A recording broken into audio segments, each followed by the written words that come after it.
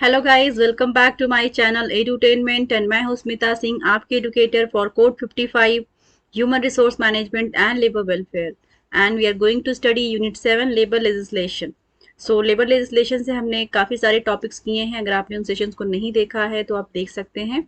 And unit 7 start करने से पहले मैंने यूनिट 1 टू 6 भी कंप्लीट कराया हुआ है अपने इस चैनल पे एडुटेनमेंट पर। अगर आपने उन सेशंस को भी नहीं देखा है तो please go through the my channel edutainment and watch all those videos, all those session which I have already uploaded on the platform, YouTube platform. So आज का हमारा जो टॉपिक होगा मैं आपको स्लाइड पर लेकर के जा रही हूँ, जहाँ से हमें आज स्टार्ट करना है। ये सारे ही जितने सारे मैं सेशंस मैंने लिया है और जो अपकमिंग सेशन में लेने वाली हूँ, सारे ही बहुत ही इंपॉर्टेंट है एग्जाम पर्सपेक्टिव से। डायरेक्टली इनडायरेक्टली उनसे क्वेश्चन पूछे ही जाते हैं, और जिनसे आपके क्वेश्चन नहीं डायरेक्टली अराइज होते हैं बट उनके कॉन्सेप्ट समझना बहुत ज़रूरी है ताकि आप क्वेश्चन को सॉल्व कर पाएँ। राइट, ये टोटल पूरी जो यूनिट है लेबर लेजिस्लेशन, ये बहुत ही इंपॉर्टेंट है। आप पर्सनली आपको भी अवेयरनेस होनी चाहिए कि लेबर लेजिस्लेशन क्या है, लेबर लॉज क्या है।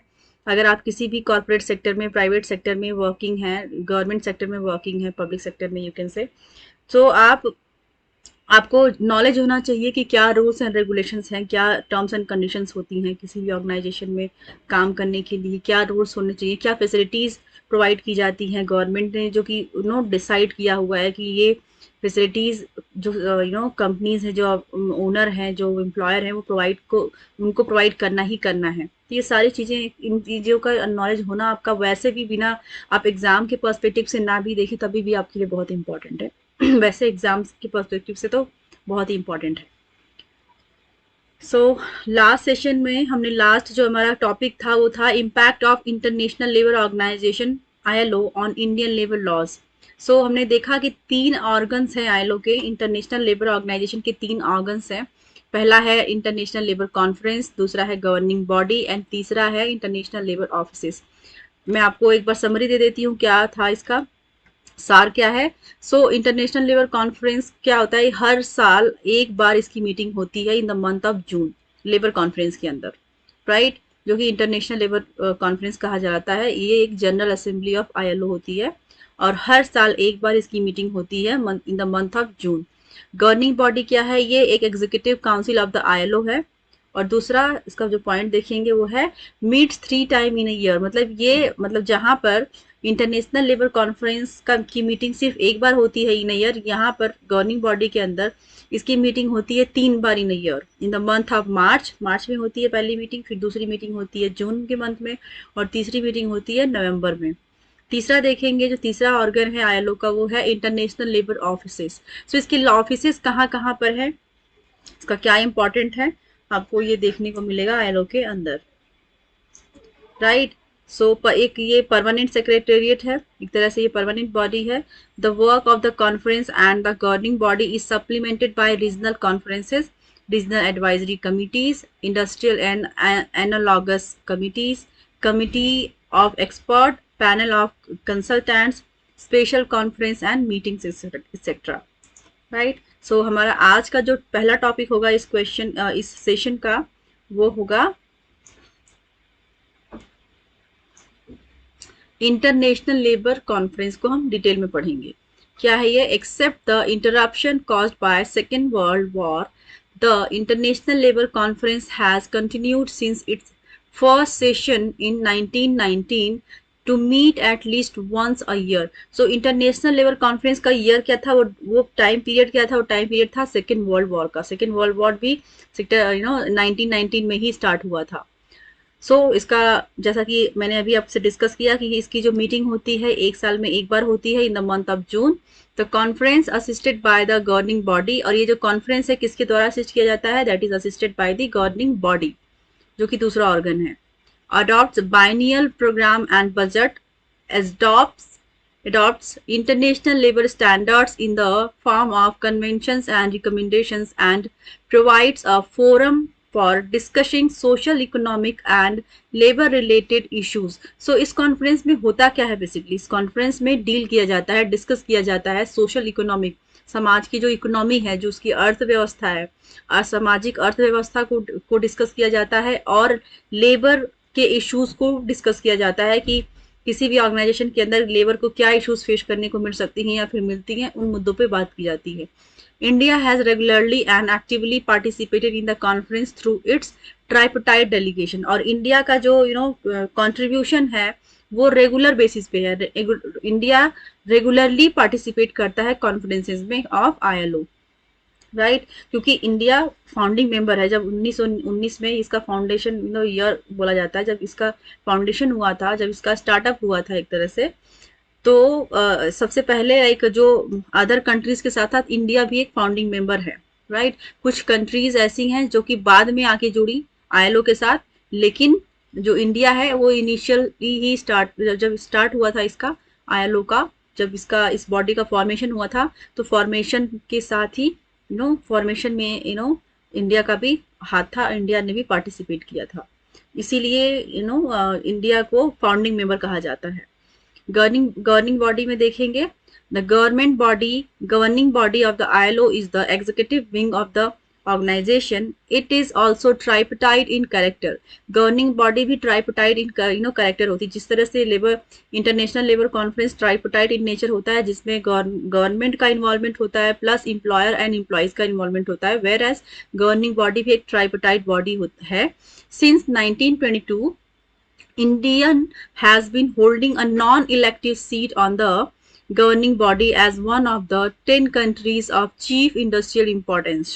Indian employers and workers representatives have been elected as member of the governing body from time to time. So जो इंडिया के जो members कौन से होते हैं, वो होते हैं workers and एम्प्लॉयर के रिप्रेजेंटेटिव होते हैं। वर्कर्स एंड एम्प्लॉयर्स के रिप्रेजेंटेटिव को इलेक्ट किया जाता है as a member of the governing body. Time to timely select किया जाता है, इलेक्ट किया जाता है, you can say. The governing body of ILO functions through its various committees. India is a member of all 6 countries committees of the governing body. So India member है उन 6 committees का। इसके अंदर 6 कमिटीज बनाई गई गवर्निंग बॉडी के अंदर। कौन कौन सी बॉडीज थी वो आपको देखने को मिलेगा आगे। सो जो 6 कमिटीज थी ऑफ द गवर्निंग बॉडी, उसकी इंडिया को क्या था, इंडिया मेंबर था all 6 committees of the governing body. पहला देखेंगे, अब वो 6 गवर्निंग बॉडीज क्या क्या है जिनका मेंबर है इंडिया। वो बॉडीज हैं प्रोग्राम, प्लानिंग एंड एडमिनिस्ट्रेटिव। पहला हो गया प्रोग्राम, जहाँ पे प्रोग्राम बनाए जाते हैं, प्लान किया जाता है, and administrative, programme planning and administrative body है। दूसरा है फ्रीडम ऑफ एसोसिएशन। तीसरी बॉडी है legal issues and international labour standards. चौथा है employment and social policy, and पांचवा है टेक्निकल कोऑपरेशन, एंड छठवां है sectoral and technical meeting and related issues. So in ये जो 6 आपके सामने दिख रहे 6 बॉडीज हैं, 6 कमिटीज हैं, इन 6 कमिटीज के कौन क्या है, इंडिया मेंबर है। और नेक्स्ट देखेंगे इंटरनेशनल लेबर ऑफिसेज के बारे में बात करेंगे। जो तीसरा ऑर्गन है ILO का वो है the international labour office Geneva, provides the secretariat for all conferences and other meetings and is responsible for the day to day. तो अगर पूछा जाता है, क्वेश्चन पूछा जा चुका है प्रीवियस ईयर्स में, आगे भी पूछ लिया जाएगा कि इसका हेडक्वार्टर कहाँ पे है ILO का, तो आपको पता होना चाहिए कि ILO का हेडक्वार्टर है जेनेवा में।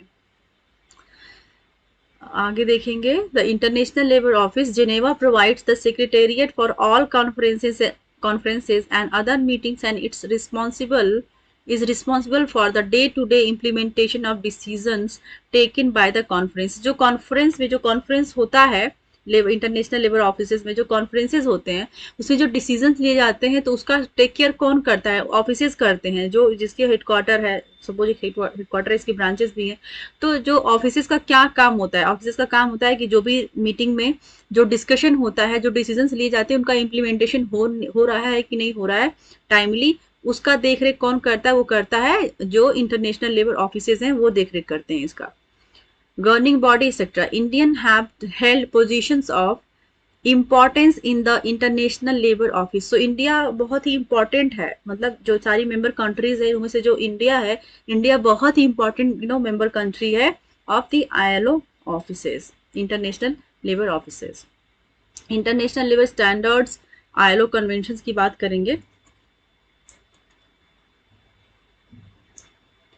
The principal objective in the ILO is the setting of the international labor standards in the form of conventions and recommendations. Conventions are international treaties and are instruments. जो conventions आते हैं जिनको implement करना होता है timely by the offices of ILO, so उसको क्या है, एक तरह से ये इंटरनेशनल ट्रीटीज है। ट्रीटीज मतलब समझौता है एक तरह से।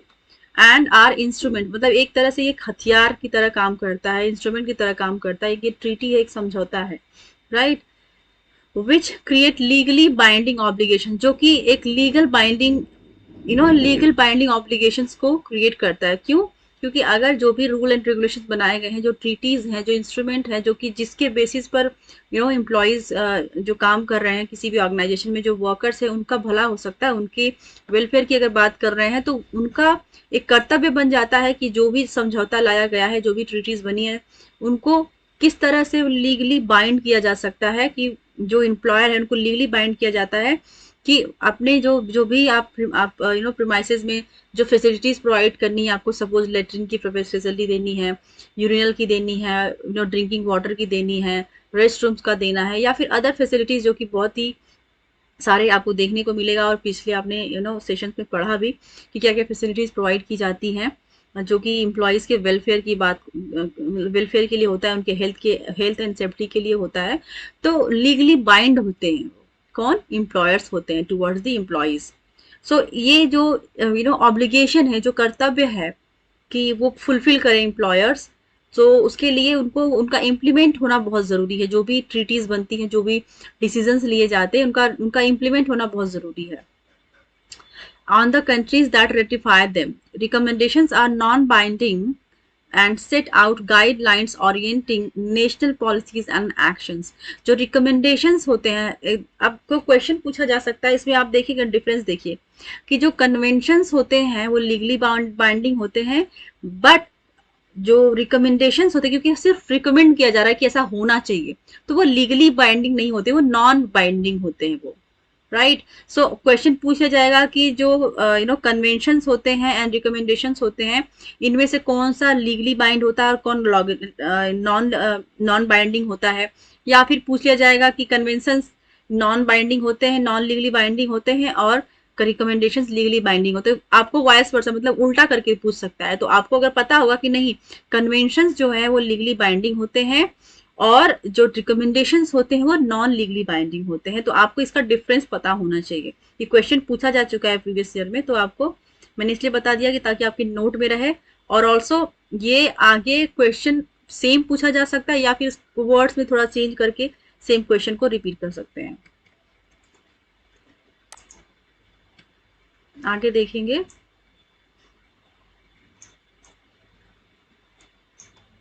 The approach of India with regard to international labor standards has always been positive. जो अप्रोच है इंडिया का with regard the international labour standards, जो इंटरनेशनल लेबर स्टैंडर्ड्स है, सो उसका जो अप्रोच है इंडिया का वो हमेशा पॉजिटिव रहा है। The ILO instruments have provided guidelines and useful framework for the evolution of legislative and administrative measures for the protection and advancement of the interest of labor. I hope आपको इतना समझ में आ गया होगा। core conventions of the ILO.